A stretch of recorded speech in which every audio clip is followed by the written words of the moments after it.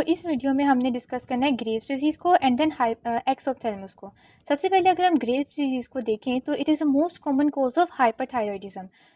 ये होता क्या है, बेसिकली इसके जो मोस्ट कॉमन कॉज है ना वो है ऑटो इम्यून डिजीज़। अब ऑटो इम्यून डिजीज़ क्या होती है? ग्रेव्स डिजीज़ को समझने के लिए सबसे पहले ज़रूरी है कि हमें पता हो ऑटो इम्यून डिजीज़ क्या होती है। अब हमारी जो बॉडी का इम्यून सिस्टम होता है ना, वो बेसिकली क्या करता है, जो फॉरेन एजेंट्स होते हैं उनके अगेंस्ट एंटीबॉडीज़ प्रिपेयर करता है हमारी बॉडी को, उनके हार्मफुल इफेक्ट से प्रिवेंट करता है।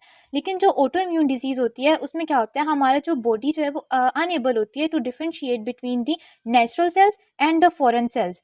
तो जिसकी वजह से क्या होता है, वो अपने ही टिश्यूज़ के अगेंस्ट एंटीबॉडीज़ बनाना शुरू कर जाती है।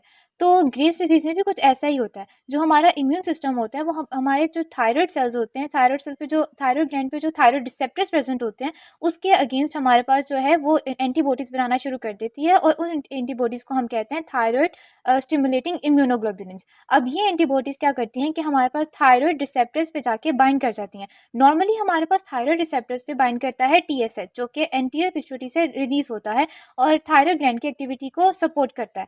लेकिन अब ग्रेव्स डिजीज़ के केस में हमारे पास क्या होता है, जो टीएसआईज़ होती हैं वो टीएसएच की रिप्लेस कर देती हैं और टीएसएच रिसेप्टर्स के साथ बाइंड कर जाती हैं। अब जब वो टीएसएच रिसेप्टर के साथ बाइंड करती हैं तो हमारे पास एक कंटीन्यूअल एक्टिवेशन होती है साइक्लिक एएमपी की, क्योंकि हमें पता है टीएसएच जो है वो सेकंड मैसेंजर के थ्रू एक्ट करता है। सेकंड मैसेंजर हमारे पास साइक्लिक एएमपी होता है, तो टीएसआईज़ का सेकंड मैसेंजर भी हमारे पास साइक्लिक एएमपी ही होता है और वो एक्टिविटी को एक्सेजरेट कर देता है।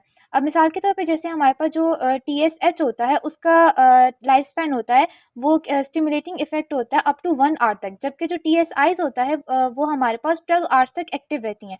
अब हमारे पास टीएसआईज़ जो है उसने स्टिमुलेट कर दिया टीएसएच रिसेप्टर्स को, हमारे पास एक्टिविटी इंक्रीज़ हो गई, थायराइड हार्मोन्स की प्रोडक्शन जो है वो एक्सेसिव हो गई। अब जब थायराइड हार्मोन्स की प्रोडक्शन हमारे पास बहुत ज़्यादा हो जाती है तो जैसे कि हमें पता है कि वो नेगेटिव फीडबैक इफेक्ट डालती हैं एंटीरियर पिट्यूटरी पर। अब एंटीरियर पिट्यूटरी से हमारे पास टीएसएच रिलीज़ होना होता है। अब जब थायराइड हार्मोन्स की प्रोडक्शन इंक्रीज़ हो जाती है तो वो जो टीएसएच और की प्रोडक्शन है एंटीरियर पिट्यूटरी से, वो सप्रेस हो जाती है। इसीलिए हमारे पास ग्रेव्स डिजीज़ में क्या होता है कि थायराइड हार्मोन्स का लेवल जो है वो बहुत ज़्यादा बढ़ जाता है, जबकि उसके नेगेटिव इफेक्ट की वजह पे, जो कि एंटीरियर पिट्यूटरी पे होता है, टीएसएच का लेवल जो है वो या तो नॉर्मल हो जाता है या नॉर्मल से भी कम हो जाता है, बाज़ ज़ात 0 भी चले जाता है।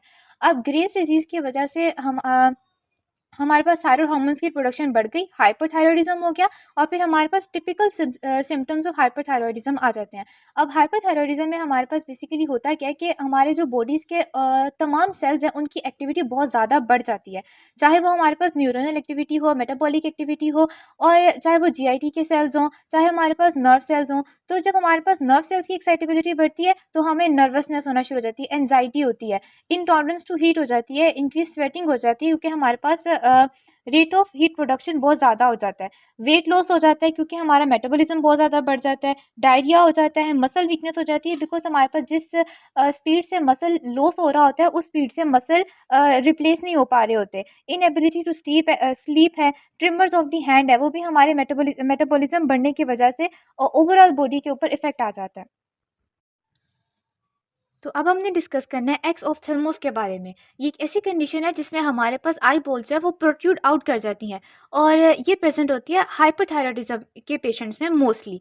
अब ग्रेव्स डिजीज़ की तरह इसकी भी जो मोस्ट कॉमन कोज है ना वो ऑटो इम्यून डिजीज़ है। जैसे कि ग्रेव्स डिजीज़ में हमारे पास एंटीबॉडीज़ बनती हैं टीएसएच रिसेप्टर्स के अगेंस्ट, टीएसआईज़ बनती हैं। उसी तरह हमारे पास एक्स ऑफ्थेल्मोस में इम्यूनोग्लोबुलिन्स बनती हैं ऑक्यूलर मसल्स के अगेंस्ट, जो कि उनको इफेक्ट करती हैं।